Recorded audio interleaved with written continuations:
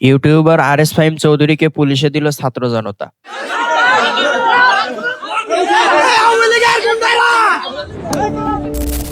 রাজধানীর মিরপুরে এক উত্তেজনাপূর্ণ ঘটনায় আলোচনায় আসেন content creator RS Fahim Chowdhury. বিকেলে চিড়িয়াখানার ফটকের সামনে হঠাৎ জড়ো হওয়া লোকজন পরিস্থিতিকে দ্রুত উত্তপ্ত করে তোলে। প্রত্যক্ষদর্শীদের ভাষ্য অনুযায়ী ফাহিমকে এলাকায় দেখতে পেয়ে কিছু ছাত্র জনতা ক্ষুব্ধ প্রতিক্রিয়া দেখায়।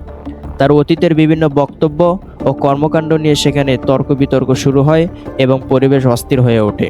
ধীরে ধীরে এই বিতর্ক রূপ নেয় বড় ধরনের জনসমাগমে, যা অনেকেই মব হিসেবে বর্ণনা করেন। উপস্থিত লোকজন স্লোগান দিতে থাকে, ফলে পরিস্থিতি আরও জটিল হয়ে পড়ে। পরিস্থিতির নিয়ন্ত্রণের বাইরে চলে যাওয়ার আশঙ্কা তৈরি হলে নিরাপত্তার কথা বিবেচনায় ফাহিমকে আটকে রাখা হয়।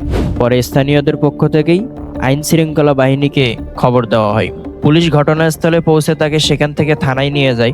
কর্তৃপক্ষ জানায়, যদি তার বিরুদ্ধে কোনো অভিযোগ বা মামলা থাকে তাহলে আইন অনুযায়ী পরবর্তী ব্যবস্থা নেওয়া হবে। ঘটনার সময় সামাজিক যোগাযোগ মাধ্যমে ছড়িয়ে পড়ে বেশ কিছু ভিডিও, যা মুহূর্তেই আলোচনার কেন্দ্রবিন্দুতে পরিণত হয়।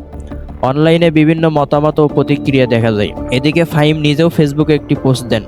তিনি দাবি করেন তার বিরুদ্ধে মব তৈরি করা হয়েছে এবং সত্য একদিন প্রকাশ পাবে বলে তিনি আশাবাদ ব্যক্ত করেন। তিনি আরও উল্লেখ করেন, নিজের সব কার্যক্রম তার পেজে রয়েছে এবং সাধারণ মানুষই তার বিচার করতে পারবেন।